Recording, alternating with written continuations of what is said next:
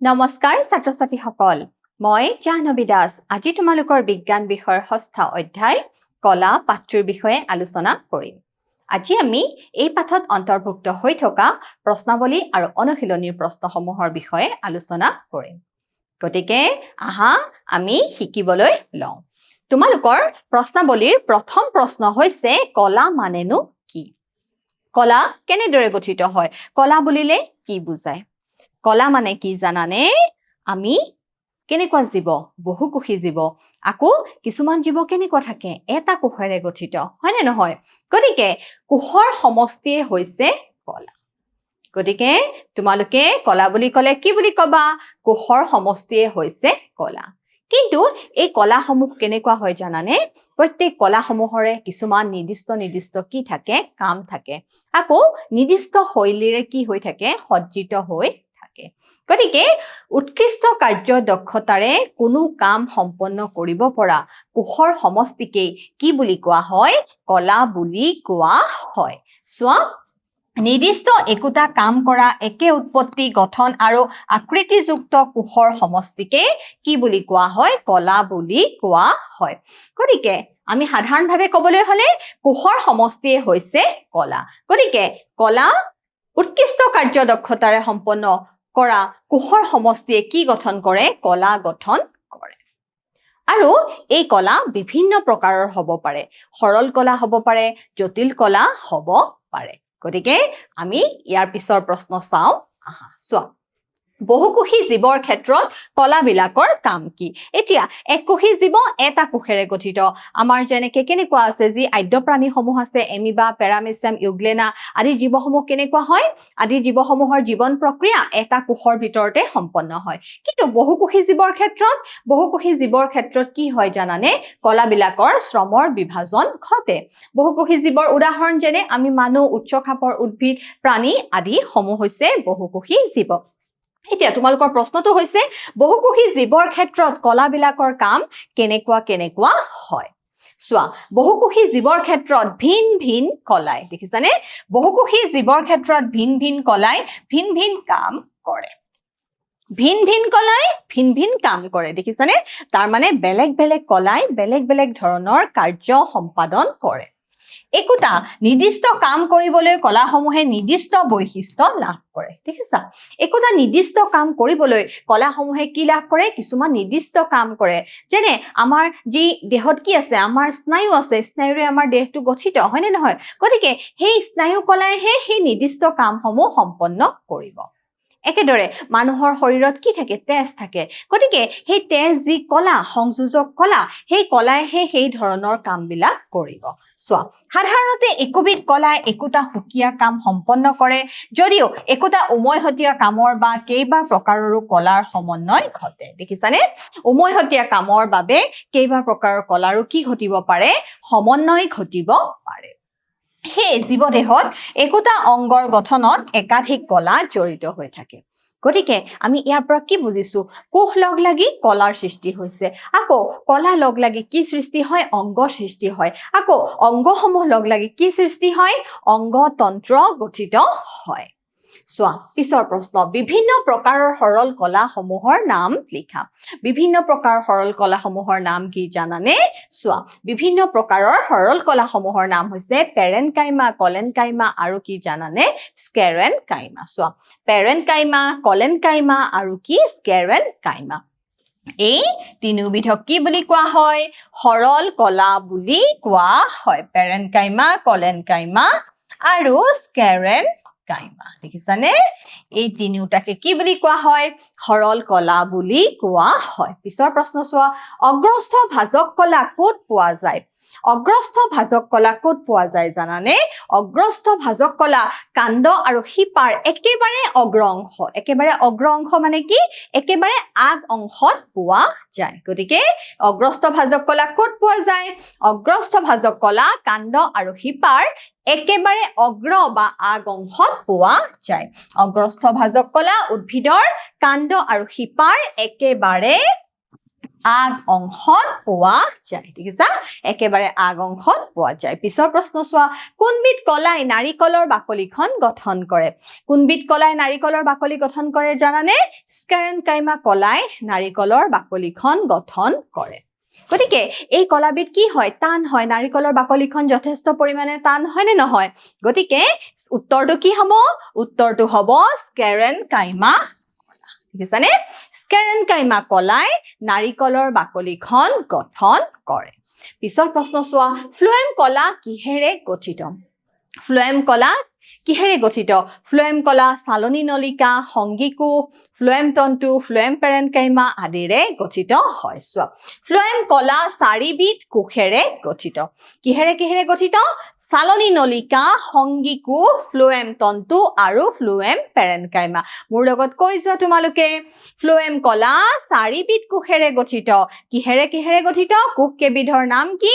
চালনী নলিকা সংগীকোষ ফ্লোএম তন্তু আৰু ফ্লোএম পেৰেনকাইমা চালনী নলিকা সংগীকোষ ফ্লোএম তন্তু আৰু কি হয় ফ্লোএম পেৰেনকাইমা পিছৰ প্ৰশ্ন চোৱা আমাৰ দেহৰ চলনত ব্যৱহাৰ হোৱা কলাবিধৰ নাম কি আমাৰ দেহৰ চলনত যি কলা ব্যৱহৃত হয় সেই কলাবিধক কি বুলি কোৱা হয় জানানে পেশী কলা বুলি কোৱা হয় দেখিছানে উত্তৰটো কি হ'ব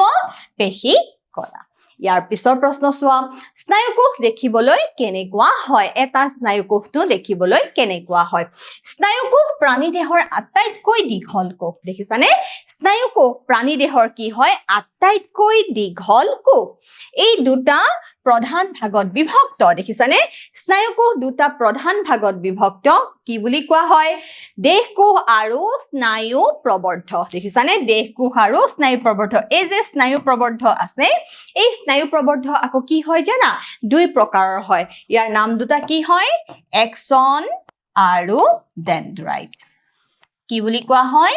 এক্সন আৰু ডেনড্ৰাইট ইয়াৰে এক্সন কি হয় জানানে এক্সনডাল দীঘল হয় আনহাতে ডেনড্ৰাইট বিলাক কি হয় চুটি হয় আৰু কেনেকুৱা হয় শাখা প্ৰশাখা যুক্ত ডেনড্ৰাইট কেনেকুৱা হয় ডেনড্ৰাইট বিলাক শাখা প্ৰশাখা যুক্ত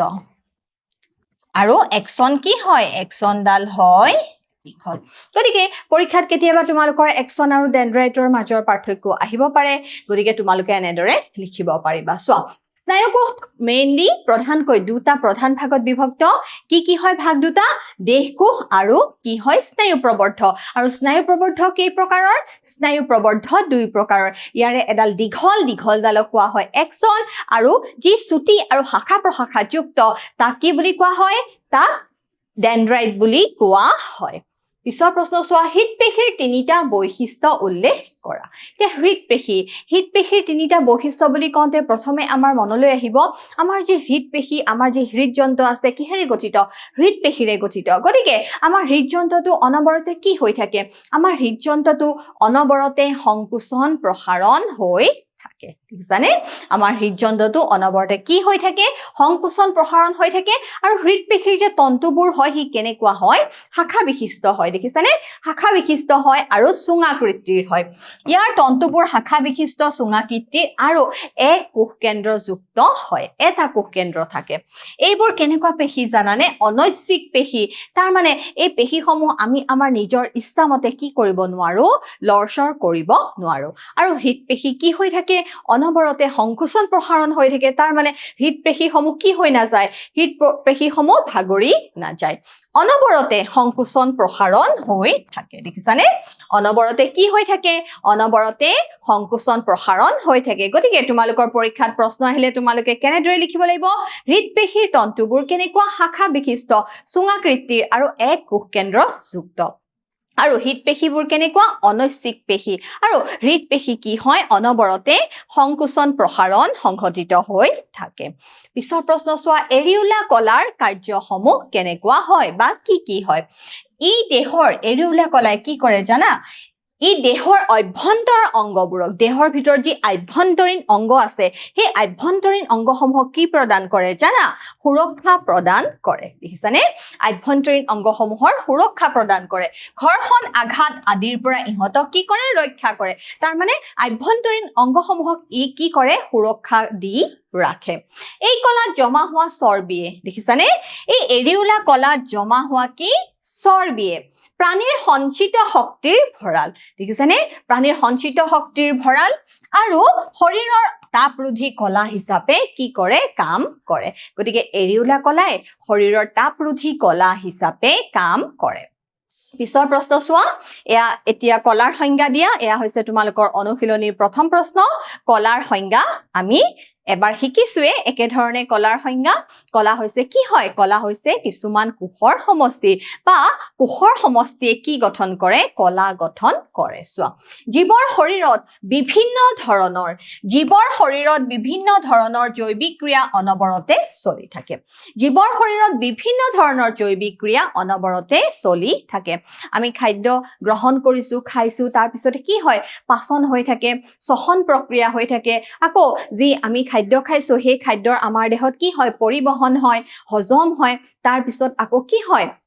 কোষত যি শক্তি নিৰ্গত হয় সেয়া আকৌ আমাৰ কি হয় আমাৰ দেহলৈ কি হয় পৰিচালিত হয় লগতে আমাৰ দেহত আকৌ ৰেচন কাৰ্য সমাধা হয় এইদৰে আমাৰ দেহত শৰীৰত অনবৰতে কি সংঘটিত হৈ থাকে জীৱন প্ৰক্ৰিয়া সংঘটিত হৈ থাকে গতিকে এই জীৱন প্ৰক্ৰিয়াসমূহ সংঘটিত হ'বলৈ হলে কিহৰ প্ৰয়োজন কিছুমান কোষৰ সমষ্টি কলাৰ প্ৰয়োজন আকৌ এই কলাসমূহ লগ লাগি অংগ গঠন হয় আকৌ অংগ লগ লাগি অংগতন্ত্ৰ গঠিত হয় কিন্তু কি জানানে উচ্চ খাপৰ জীৱদেহৰ ক্ষেত্ৰত বা বহুকোষী জীৱৰ ক্ষেত্ৰত এই কলাসমূহে কি দেখুৱাব লগা হয় শ্ৰম বিভাজন দেখুৱাব লগীয়া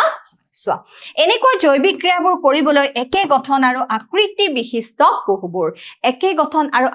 বিশিষ্ট কোষবোৰ একগোট হৈ কলাৰ সৃষ্টি কৰে দেখিছানে চোৱা আমি সংজ্ঞা হিচাপে এনেকৈ ক'ব পাৰো যে একোটা নিৰ্দিষ্ট কাম সম্পন্ন কৰিবলৈ কোনো এক নিৰ্দিষ্ট কাম সম্পন্ন কৰিবলৈ একে গঠন আৰু একে আকৃতি প্ৰকৃতিৰ কোষৰ সমষ্টিয়ে কি গঠন কৰে কোষৰ সমষ্টিয়ে কলা গঠন কৰে চোৱা উদাহৰণ স্বৰূপে পেশী কলা স্নায়ু কলা আদি প্ৰত্যেক কলাসমূহৰ কি হয় প্ৰত্যেক কলাসমূহৰ কাৰ্য বা কাম বেলেগ বেলেগ হয় ইয়াৰ পিছৰ প্ৰশ্ন চোৱা কি উপাদানেৰে জাইলেম কলাবিলাক গঠিত নাম লিখা জাইলেম কলাবিলাক কিহেৰে গঠিত ট্ৰেকাইট নলিকা জাইলেম তন্তু জাইলেম পেৰেনকাইমা আদিৰে গঠিত চোৱা চাৰি প্ৰকাৰ কোষেৰে জাইলেম কলা গঠিত সেইবোৰ হৈছে ট্ৰেকাইট নলিকা বা ট্ৰেকিয়া কাছ তন্তু বা জাইলেম তন্তু আৰু জাইলেম পেৰেনকাইমা তোমালোকে নাম মনত ৰাখিবা চাৰি প্ৰকাৰ কোষেৰে জাইলেম কলা গঠিত যেনেকে আমি কি দেখিছিলো আমি ফ্লুৱেম কলা কিহেৰে গঠিত একেদৰে চাৰি প্ৰকাৰ কোষেৰে কি কলা গঠিত জাইলেম কলা গঠিত গতিকে এই কোষ কেইটাৰ নাম কি ট্ৰেকাইট নলিকা কাছতন্তু আৰু জাইলেম পেৰেনকাইমা ট্ৰেকাইট নলিকা বা ট্ৰেকিয়া বুলি ক'ব পাৰা কাছতন্তুক তোমালোকে জাইলেম তন্তু বুলিও ক'ব পাৰা আৰু 4 নম্বৰটো হৈছে জাইলেম পেৰেনকাইমা পিছৰ প্ৰশ্ন চোৱা উদ্ভিদৰ সৰল কলা জটিল কলাতকৈ কেনেদৰে পৃথক হয় উদ্ভিদৰ কলা আমি দুই প্ৰকাৰ পাইছিলো সৰল কলা আৰু জটিল কলা সৰল কলাত আমি কি পাইছিলো পেৰেনকাইমা কলিয়েনকাইমা আৰু স্কেৰেনকাইমা চোৱা সৰল কলা আৰু জটিল কলা চোৱা প্ৰথমে চাও আমি সৰল কলা মানেনো কি চোৱা একে ধৰণৰ গঠন আকৃতি আৰু কাম সমাধা কৰা স্থায়ী কোষৰ সমষ্টি একে ধৰণৰ গঠন আকৃতি আৰু কাম সমাধা কৰা কিছুমান স্থায়ী কোষৰ সমষ্টি জটিল কলা গঠন আৰু আকৃতিত ভিন্নতা থকা দেখিছানে পাৰ্থক্যটো মন কৰিছানে গঠন আৰু আকৃতি কি হৈছিল সৰল কলাসমূহৰ ক্ষেত্ৰত একে ধৰণৰ আছিল কিন্তু জটিল কলাৰ ক্ষেত্ৰত কি দেখা গৈছে যে গঠন আৰু আকৃতিৰ মাজত কি দেখা যায় ভিন্নতা দেখা যায় চোৱা একে বা ভিন ভিন কাৰ্য সম্পাদন কৰা কোষৰ সমষ্টি একে কাৰ্য কৰিব পাৰে ভিন ভিন কাৰ্য কৰিব পাৰে সৰল কলা তিনি প্ৰকাৰ আমি কি পাইছো পেৰেনকাইমা কলেনকাইমা স্কেৰেনকাইমা আকৌ জটিল কলা আমি কি পাইছো জাইলেম আৰু ফ্লুৱেম এই জাইলেম আৰু ফ্লুৱেমক একেলগে কি বুলি কোৱা হয় জানা একেলগে সংবহন কলা বুলিও কোৱা হয় একেলগে তোমালোকে কি বুলি ক'ব পাৰা জাইলেম আৰু ফ্লোএমক একেলগে সংবহন কলা বুলি আমি ক'ব পাৰো ইয়াৰ পিছৰ প্ৰশ্ন চোৱা কোষবেৰৰ ওপৰত ভিত্তি কৰি পেৰেনকাইমা কলেনকাইমা আৰু স্কেৰেনকাইমাৰ মাজত থকা পাৰ্থক্য দাঙি ধৰিব দিছে কিহৰ ওপৰত ভিত্তি কৰি কোষবেৰৰ ওপৰত ভিত্তি কৰি চোৱা পেৰেনকাইমাৰ কোষবোৰ কেনেকুৱা হয় পাতল হয় পেৰেনকাইমাৰ কোষবোৰ পাতল হয় আনহাতে কলেনকাইমাৰ কোষবেৰ কি হয় ডাঠ হয় পেৰেনকাইমাৰ কোষবেৰখন পাতল কলেনকাইমাৰ কোষবেৰখন ডাঠ আনহাতে স্কেৰেনকাইমা কি হয় কোষবেৰখনো কি হয় ডাঠ হয় সেলুলোজেৰে গঠিত পেৰেনকাইমাৰ কোষবেৰ সেলুলোজেৰে গঠিত কলেনকাইমাত কি থাকে জানা সঞ্চিত পদাৰ্থ থাকে আৰু স্কেৰেনকাইমাত কি থাকে জানা কোষবেৰত লিগনিন নামৰ এবিধ টান ৰাসায়নিক পদাৰ্থ থাকে কি পদাৰ্থ থাকে লিগনিন গতিকে নাৰিকলৰ বাকলিখন কি হয় দৃঢ় হয় টান হয় গতিকে হেতু কিহৰ উপস্থিতিৰ কাৰণে হয় লিগনিনৰ উপস্থিতিৰ কাৰণে হয় পেৰেনকাইমাৰ কোষবেৰ হৈছে মিহি কলেনকাইমাৰ কোষবেৰ হৈছে খহটা আৰু স্কেৰেনকাইমাৰ কোষবেৰ হৈছে কঠিন দেখিছানে আমি নাৰিকলৰ ওপৰ বাকলিখন সহজতে আমি হাতেৰে ধুনীয়াকৈ অতৰাব পাৰো নেকি নোৱাৰো হয় নহয় কাৰণ কি জানানে ই কেনেকুৱা ধৰণৰ কোষেৰে গঠিত ই টান ইয়াৰ কোষবেৰ বিলাক কি হয় জানানে ইয়াৰ কোষবেৰখন কঠিন হয় পিছৰ প্ৰশ্ন চোৱা পত্ৰৰন্ধ্ৰৰ কাৰ্যবিলাক কি কি এটা পত্ৰৰন্ধ্ৰ মানেনো কি পত্ৰৰন্ধ্ৰ হৈছে পাতত থকা কিছুমান সৰু সৰু ছিদ্ৰ বা ৰন্ধ্ৰ বা ফুটা এই পাতত থকা সৰু সৰু ছিদ্ৰবিলাককে কি বুলি কোৱা হয় পত্ৰৰন্ধ্ৰ বুলি কোৱা হয় পত্ৰৰন্ধ্ৰ বুলি কোৱা হয় পত্ৰৰন্ধ্ৰ ক'ত থাকে পাতত থাকে হয় নে নহয় পাতত থকা কিছুমান সৰু সৰু ছিদ্ৰ বা ফুটা এই পত্ৰৰন্ধ্ৰৰ মাজেদি কি হয় জানা এই পত্ৰৰন্ধ্ৰৰ মাজেদি যি বায়ুমণ্ডলীয় গেছ আমি বায়ুমণ্ডলীয় গেছ বুলি কোৱাৰ লগে লগে আমাৰ কি গেছৰ কথা মনলৈ আহিব অক্সিজেন আৰু কাৰ্বন ডাই অক্সাইড গতিকে এই পত্ৰৰন্ধ্ৰৰ মাজেদি কি হয় জানা অক্সিজেন আৰু কাৰ্বন ডাই অক্সাইড গেছ এই অক্সিজেন আৰু কাৰ্বন ডাই অক্সাইড গেছ মানে বায়ুমণ্ডলীয় গেছৰ কি হয় আদান প্ৰদান হয় হালু সংশ্লেষণত কি হয় অক্সিজেন নিৰ্গত হয় কেনেদৰে নিৰ্গত হ'ব পত্ৰৰন্ধ্ৰৰ মাজেদি আকৌ হালু সংশ্লেষণত কি গেছ প্ৰয়োজন হয় কাৰ্বন ডাই অক্সাইড গেছৰ প্ৰয়োজন হয় গতিকে হি কিহৰ মাজেৰে আহিব পত্ৰৰন্ধ্ৰৰ মাজেৰে আহিব গতিকে পত্ৰৰন্ধ্ৰৰ মাজেৰে কি হয় বায়ুমণ্ডলীয় গেছৰ আদান প্ৰদান হয় আকৌ এই পত্ৰৰন্ধ্ৰৰ মাজেদি কি হয় জানা উদ্ভিদৰ দেহৰ অতিৰিক্ত পানী ভাগ ওলাই যায় মানে যি বাষ্পমোচন প্ৰক্ৰিয়া সংঘটিত হয় চোৱা পত্ৰৰন্ধ্ৰৰ কাৰ্যবিলাক ইয়াৰ মাজেৰে বায়ুমণ্ডলীয় গেছৰ আদান প্ৰদান হয় বায়ুমণ্ডলীয় গেছ মানে অক্সিজেন আৰু কাৰ্বন ডাই অক্সাইড ইয়াৰ মাজেৰে বাষ্পমোচন প্ৰক্ৰিয়া সংঘটিত হয় পত্ৰৰন্ধ্ৰৰ মাজেৰে বাষ্পমোচন প্ৰক্ৰিয়া সংঘটিত হয় পিছৰ প্ৰশ্ন চোৱা প্ৰাণী দেহৰ চলনৰ লগত জড়িত কলাসমূহ কি কি প্ৰাণী দেহৰ চলনৰ লগতনো কি কি কলা জড়িত হৈ থাকে চোৱা প্ৰাণী দেহৰ চলনৰ লগত কি কলা জড়িত হৈ থাকে জানানে পেশী কলা জড়িত হৈ থাকে ইয়াৰ পিছৰ প্ৰশ্ন চোৱা নিউৰন দেখাত কেনেকুৱা হয় এটা নিউৰন স্নায়ুকোষ নিউৰন মানেনো কি স্নায়ুকোষ গঠনৰ যি ক্ষুদ্ৰতম একক স্নায়ুকোষ গঠনৰ একক হৈছে নিউৰন এনেকুৱা এটা নিউৰন কি হয় জানা 1 মিটাৰ পৰ্যন্ত দীঘল হয় আমি চাও আহা নিউৰন এটা দেখাত কেনেকুৱা হয় এটা নিউৰন প্ৰায় 1 মিটাৰ পৰ্যন্ত কি হয় দীঘল হয় দেখিছানে এইটো হৈছে কিহৰ চিত্ৰ এটা স্নায়ুকোষৰ চিত্ৰ স্নায়ুকোষৰ ইয়াত কি দেখিছা এয়া হৈছে নিউক্লিয়াছ দেখিছানে এইটো হৈছে কি নিউক্লিয়াছ দেখিছা এইটো হৈছে নিউক্লিয়াছ তাৰ পিছত এই যে শাখা প্ৰশাখা দেখিছা এই শাখা প্ৰশাখাবোৰক কি বুলি কোৱা হয় স্নায়ু প্ৰবৰ্ধ কেনেকুৱা স্নায়ু প্ৰবৰ্ধ চুটি আৰু শাখা প্ৰশাখাযুক্ত যাক আমি কি বুলি কওঁ ডেনড্ৰাইট বুলি কওঁ আকৌ আন এডাল স্নায়ু প্ৰবৰ্ধ হৈছে এক্সন দেখিছানে এই এক্সনডাল কি হয় এক্সনডাল দীঘল হয় আৰু এয়া হৈছে কি জানানে এয়া হৈছে স্নায়ু প্ৰান্ত দেখিছানে এয়া হৈছে স্নায়ু প্ৰান্ত গতিকে এটা নিউৰনত কি থাকে বা এটা স্নায়ুকোষত কি থাকে এটা দেহকোষ থাকে দেহকোষটোত এটা কি থাকে দেহকোষৰ কোষ কেন্দ্ৰ কি বুলি কোৱা হয় নিউক্লিয়াছ বুলি কোৱা হয় আৰু যি স্নায়ু প্ৰবৰ্ধ থাকে তাক আমি কি বুলি কম ডেনড্ৰাইট বুলি কম আৰু চুটি শাখা প্ৰশাখাযুক্ত স্নায়ু প্ৰবৰ্ধক ডেনড্ৰাইট বুলি কম আৰু দীঘল যি স্নায়ু প্ৰবৰ্ধ তাক আমি কি বুলি কম এক্সন বুলি কম আৰু দুটা নিউৰনৰ মাজৰ যি সংযোগী পথ এই সংযোগী পথক আকৌ আমি কি বুলি কওঁ জানানে ধৰা দুটা নিউৰন এটো এটা নিউৰনৰ লগত আন এটা নিউৰনৰ যদি সংযোগ ঘটে তাক আমি আকৌ কি বুলি কওঁ সাইনেপছ বুলি কওঁ এনেদৰেহে কি হয় জানানে স্নায়ু প্ৰেৰণা এটা এটা নিউৰন লগ লাগি আমাৰ দেহত কি হয় স্নায়ু প্ৰেৰণাৰ কি হয় প্ৰবাহিত হয় ইয়াৰ পিছৰ প্ৰশ্ন চোৱা হৃদপেশীৰ তিনিটা বৈশিষ্ট্য উল্লেখ কৰা হৃদপেশীসমূহ কেনেকুৱা আছিল অনৈচ্ছিক পেশী অনবৰতে কি হৈ থাকে সংকোচন প্ৰসাৰণ হৈ থাকে আৰু কেনেকুৱা আছিল সুঙাকৃতিৰ আছিল শাখা বিশিষ্ট আছিল আৰু ইয়াৰ কোষকেন্দ্ৰ কেনেকুৱা আছিল এক কোষকেন্দ্ৰ যুক্ত আছিল সো কাৰ্যৰ ফালৰ পৰা হৃদপেশী ঐচ্ছিক পেশীৰ দৰে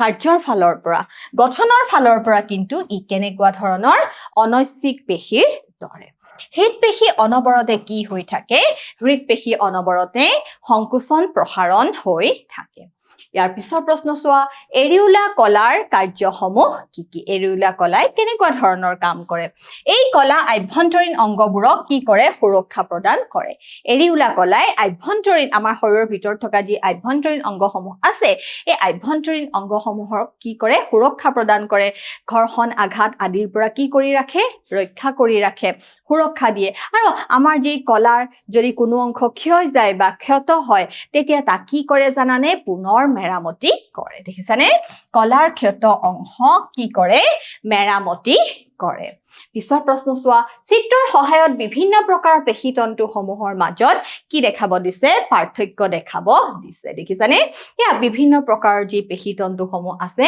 এয়া দেখিছানে এয়া কি হৈছে কোষকেন্দ্ৰ পেশী ইয়া পটি কোষকেন্দ্ৰ মহুৰাকৃতিৰ পেশী কোষ আৰু এয়া যে চিত্ৰ দিয়া হৈছে এয়া কি হয় কোষকেন্দ্ৰ ইয়াৰ পিছৰ প্ৰশ্ন চোৱা হৃদপেশীসমূহৰ বিশেষ কামনো কি হৃদপিণ্ডৰ ছন্দময় প্ৰসাৰণ আৰু সংকোচন ঘটোৱা হৃদপেশীৰ প্ৰধান কাম হয়নে নহয় আমাৰ হৃদপেশীটো অনবৰতে যে সংকোচন প্ৰসাৰণ হৈ থাকে এইটোৱে হৈছে হৃদপেশীৰ কি কাম প্ৰধান বা মুখ্য কাম পিছৰ প্ৰশ্ন চোৱা গঠন আৰু অৱস্থানৰ ওপৰত ভিত্তি কৰি ৰেখিত পেশী অৰেখিত পেশী আৰু হৃদপেশীৰ মাজত পাৰ্থক্য নিৰ্ণয় কৰিব চোৱা ৰেখিত পেশী এইবিধ পেশীৰ কোষবোৰ দীঘল আৰু কেনেকুৱা হয় সুঙাকৃতিৰ হয় এইবিধ পেশীৰ কোষবোৰ দীঘল আৰু সুঙাকৃতিৰ হয় আনহাতে অৰেখিত পেশীৰ কোষবোৰ দীঘল আৰু কেনেকুৱা আকৃতিৰ হয় মহুৰা আকৃতিৰ হয় তোমালোকে মহুৰা চিনি পোৱা নে নোপোৱা চোৱা কেনেকুৱা হয় মহুৰাকৃতিৰ হয় কোষবোৰ দীঘল আৰু কেনেকুৱা হয় সুঙাকৃতিৰ হয় কোষবোৰত ৰেখিত পেশীৰ কোষবোৰত অনুপ্ৰস্থীয়ভাৱে কি থাকে কিছুমান ৰেখা থাকে অনুপ্ৰস্থীয়ভাৱে কিছুমান কি থাকে ৰেখা থাকে আনহাতে অৰেখিত পেশীত ইহঁতৰ গাত কোনো অনুপ্ৰস্থীয় ৰেখা নাথাকে দেখিছানে অৰেখিত পেশীসমূহৰ গাত কোনো ধৰণৰ অনুপ্ৰস্থীয় ৰেখা নাথাকে আনহাতে হৃদপেশীৰ গাত অনুপ্ৰস্থীয় ৰেখা নাথাকে হৃদপেশীৰ গাত অনুপ্ৰস্থীয় ৰেখা নাথাকে ৰেখিত পেশীৰ কোষপৰশত একাধিক কোষকেন্দ্ৰ পোৱা যায় ৰেখিত পেশীৰ কোষকেন্দ্ৰত একাধিক কোষকেন্দ্ৰ পোৱা যায় আনহাতে অৰেখিত পেশীৰ তন্তুকোষত এটাহে কোষকেন্দ্ৰ থাকে আৰু হৃদপেশীৰো কি থাকে এটাহে কোষকেন্দ্ৰ থাকে তন্তুকোষত এটাহে কোষকেন্দ্ৰ থাকে ৰেখিত পেশী দেহৰ বিভিন্ন অংগ যেনে হাত ভৰি জিভা ডিঙি ইত্যাদি থাকে হাত ভৰি জিভা ডিঙি গতিকে আমি কি কৰিব পাৰো আমি হাত ভৰি জিভা আদি নিজৰ ইচ্ছামতে কি কৰিব পাৰো চলাচল কৰিব পাৰো এই পেশী পাকস্থলী অন্ত্ৰ যকৃত বৃক্ক ৰক্তনলী আদিত পোৱা যায় গতিকে আমি এই পেশীসমূহ নিজৰ ইচ্ছামতে কি কৰিব নোৱাৰো চলাচল কৰিব নোৱাৰো হৃদপিণ্ডৰ বেৰত কি পোৱা যায় হৃদপেশী পোৱা যায় ইয়াৰ পিছৰ প্ৰশ্ন চোৱা এটা আদৰ্শ স্নায়ুকোষৰ চিহ্নিত চিত্ৰ আঁকা এটা আদৰ্শ স্নায়ুকোষৰ দেখিছানে এইটো হৈছে এটা কিহৰ চিত্ৰ স্নায়ুকোষৰ চিত্ৰ দেখিছানে এয়া হৈছে কি নিউক্লিয়াছ আৰু চুটি শাখা প্ৰশাখা যুক্ত স্নায়ু প্ৰবৰ্ধবোৰক ডেনড্ৰাইট বুলি কোৱা হয় আৰু দীঘল স্নায়ু প্ৰবৰ্ধডালক কি বুলি কোৱা হয় এক্সন বুলি কোৱা হয় আৰু সেই সংখ্যক কি বুলি কোৱা হয় স্নায়ু প্ৰান্ত বুলি কোৱা হয় পৰীক্ষাত তোমালোকে এনেদৰে খুব ধুনীয়াকৈ স্নায়ু কোষৰ চিত্ৰ আঁকিবা আৰু এটা স্নায়ু কোষ কিমান মিটাৰ পৰ্যন্ত দীঘল হ'ব পাৰে 1 মিটাৰ পৰ্যন্ত দীঘল হ'ব পাৰে তলত দিয়া সমূহৰ কলাৰ নাম লিখা আমাৰ মুখৰ ভিতৰৰ বেৰখন কি কলাৰে গঠিত আমাৰ মুখৰ ভিতৰৰ বেৰখন কি কলাৰে গঠিত জানানে আমাৰ মুখৰ ভিতৰৰ বেৰখন আচ্ছাদক কলাৰে গঠিত তোমালোকে নামটো মনত ৰাখিবা আমাৰ মুখৰ ভিতৰৰ বেৰখন কি কলাৰে গঠিত আচ্ছাদক কলাৰে গঠিত ইয়াৰ পিছৰ প্ৰশ্ন চোৱা পেশী আৰু অস্থি কি কলাৰেনো সংযোজন কৰিছে লগাইছে পেশী আৰু অস্থি কি কলাই সংযোজন কৰিছে জানানে টেণ্ডন কলাই সংযোজন কৰিছে আৰু যদি অস্থি আৰু অস্থি বুলি আহে পৰীক্ষাত তেতিয়া তোমালোকে কি লিখিব লাগিব জানানে তেতিয়া লিখিব লাগিব তোমালোকে লিগামেন্ট বুলি পেশী আৰু অস্থি হলে কি হ'ব টেণ্ডন যদি অস্থি আৰু অস্থি কি কলাই সংযোজন কৰিছে তেতিয়া তোমালোকে কি বুলি লিখিব লাগিব জানানে তেতিয়া তোমালোকে লিখিব লাগিব লিগামেন্ট কলা দেখিছানে পেশী আৰু অস্থি হলে টেণ্ডন আৰু অস্থি আৰু অস্থি হলে কি হ'ব লিগামেন্ট কলা পিছৰ প্ৰশ্ন চোৱা উদ্ভিদত কি কলাৰে খাদ্য পৰিবহন হয় উদ্ভিদত ফ্লোয়েম কলাৰ দ্বাৰা কি হয় খাদ্য পৰিবহন হয় চোৱা উদ্ভিদত কি কলা ফ্লোয়েম কলা আৰু ফ্লোয়েম কলা কেনেকুৱা ধৰণৰ কেইবিধ কোষেৰে গঠিত 4 বিধ কোষেৰে গঠিত চালনী নলিকা সংগী কোষ ফ্লোয়েম তন্তু আৰু ফ্লোয়েম পেৰেনকাইমা ইয়াৰ পিছৰ প্ৰশ্ন চোৱা আমাৰ দেহৰ চৰ্বি থকা সংযোজক কলাবিধৰ নাম কি আমাৰ দেহত চৰ্বি থকা সংযোজক কলাবিধৰ নাম হৈছে মেদ কলা উত্তৰটো কি হ'ব উত্তৰটো হ'ব মেদ কলা পিছৰ প্ৰশ্ন চোৱা জুলীয়া আধাৰ দ্ৰব্য থকা সংযোজক কলাবিধৰ নাম কি জুলীয়া আধাৰ দ্ৰব্য থকা সংযোজক কলাবিধৰ নাম হৈছে তেজ এবিধ কেনেকুৱা কলা তেজ এবিধ তৰল সংযোজক কলা কেনেকুৱা তৰল সংযোজক কলা আৰু তেজত থকা জুলীয়া আধাৰ দ্ৰব্য কি বুলি কোৱা হয় তেজত থকা জুলীয়া আধাৰ দ্ৰব্য প্লাজমা বুলি কোৱা হয় চোৱা জুলীয়া আধাৰ দ্ৰব্য থকা সংযোজক কলাবিধৰ নাম হৈছে তেজ ইয়াৰ পিছৰ প্ৰশ্ন চোৱা মগজুত কি কলা থাকে জানানে মগজুত স্নায়ু কলা থাকে ইয়াৰ পিছৰ প্ৰশ্ন চোৱা আমাৰ মুখৰ ভিতৰৰ বেৰখন কি কলাৰে গঠিত সৰল ছটিয়া আচ্ছাদক কলাৰে গঠিত আমাৰ মুখৰ ভিতৰৰ বেৰখন বা আচ্ছাদক কলা বুলিও তোমালোকে পৰীক্ষা লিখিব পাৰা তলত দিয়া প্ৰাণী অংগসমূহত থকা কলাবোৰৰ নাম লিখা ছাল অস্থি আৰু বৃক্কৰ আৱৰণ ছাল অস্থি আৰু বৃক্কৰ আৱৰণ ছাল কি কলাৰে গঠিত আচ্ছাদক আৰু সংযোজক কলা অস্থি সংযোজক কলা বৃক্কৰ আৱৰণ ঘনাকাৰ আচ্ছাদক কলা গতিকে ইয়াৰ পিছৰ প্ৰশ্ন চোৱা তলত দিয়া তালিকাখন সম্পূৰ্ণ কৰা স্থায়ী কলা হৈছে 2 প্ৰকাৰৰ সৰল কলা আৰু জটিল কলা সৰল কলা আকৌ কি হয় সব 3 প্ৰকাৰ হয় ইয়াৰে তোমালোকক 1 আৰু 2 বুলি অপচন লিখিব দিছে গতিকে ইয়াতে কি হ'ব জানানে ইয়াতে হ'ব 1 নম্বৰত হ'ব পেৰেনকাইমা হয়নে নহয় পেৰেনকাইমা আৰু কলেনকাইমা আৰু ইয়াতে কি হ'ব ইয়াতে হ'ব স্কেৰেনকাইমা হয়নে নহয় নাৰিকলৰ বাকলিখন গঠন কৰে টান হয় কুহবেৰ কি হয় ডাঠ হয় টান হয় আৰু জটিল কলা যি সংবহন কলা তাক আমি কি বুলি ক'ব পাৰো জাইলেম আৰু ফ্লোয়েম হৈছে উদ্ভিদৰ কেনেকুৱা সংবহন কলা আৰু উদ্ভিদৰ দেহত কি হয় খাদ্য আৰু পানী পৰিবহন হয় দেখিছানে গতিকে তলত দিয়া তালিকাখন আমি সম্পূৰ্ণ কেনেদৰে কৰিম পেৰেনকাইমা কলেনকাইমা স্কেৰেনকাইমা আৰু জটিল কলা হৈছে জাইলেম আৰু ফ্লোয়েম গতিকে ছাত্ৰ-ছাত্ৰীসকল আশা কৰিছো তোমালোকে এই পাঠত অন্তৰ্ভুক্ত হৈ থকা প্ৰশ্নাৱলী আৰু অনুশীলনীৰ প্ৰশ্নসমূহ আয়ত্ত কৰিবলৈ সক্ষম হৈছা ঘৰত ভালদৰে পঢ়া শুনা কৰিবা আজিলৈ আহিছো ধন্যবাদ